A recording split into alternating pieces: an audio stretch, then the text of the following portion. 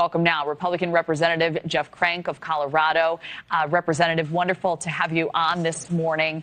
I wanted to start off with Colorado Public Radio noting that you had posted this about Charlie Kirk, a quote. I had the honor of serving on the Air Force Academy Board of Visitors with Charlie. He was a compassionate warrior for the conservative movement. He will be missed. What was your firsthand experience with him? And, of course, your reaction then to last week's events? Well, thank you, Kelly. I did serve with Charlie Kirk very briefly on the U.S. Air Force Academy Board of Visitors. But in addition to that, I'd met Charlie and knew him from several events that I had done around the country. And, he was a warrior. He was a warrior. He loved America. He loved God.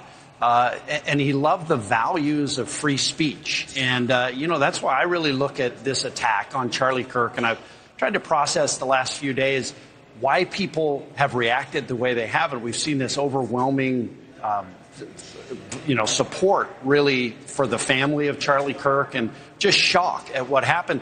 And I think the reality is that the attack on Charlie Kirk was an attack on America. It was an attack on the values that America holds dear, an attack on the belief that we can work together, that we can disagree with one another, but that we can, at the end of the day, we're still Americans. Yeah, and then we can talk out our differences. In the aftermath of this shooting, Charlie Kirk, he was slated to speak in your state on Thursday at an event where you were slated to speak as well. I'm curious, what ended up happening there? What was the message? I know it went on as planned. Not fully as planned, though. Yeah, it did. I had to do a video message for that event at the end of the day.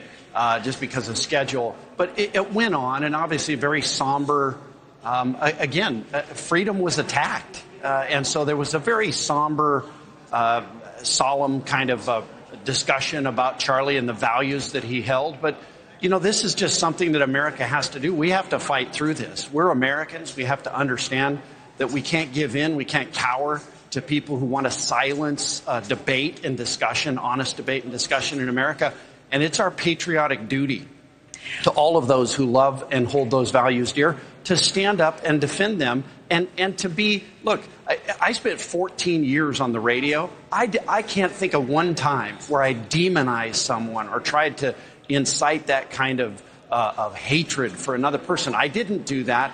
That's the values that we ought to hold dear as Americans. We ought to have that great debate without trying to incite people to violence.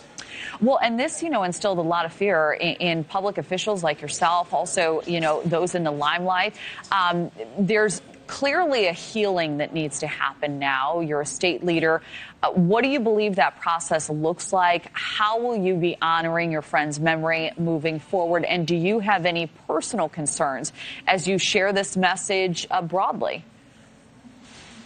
Well, first of all, we have to do, as lawmakers, we have to do our job. I mean, again, we were elected to do this, and just like soldiers who go defend America abroad and fight for our values abroad, we have to fight for those values here. And it's not just lawmakers, it's every American who believes in the bedrock of this American principle that we can disagree without being violent or hateful to one another. And so we have to reach out, and I do. I talk to Democrats all the time.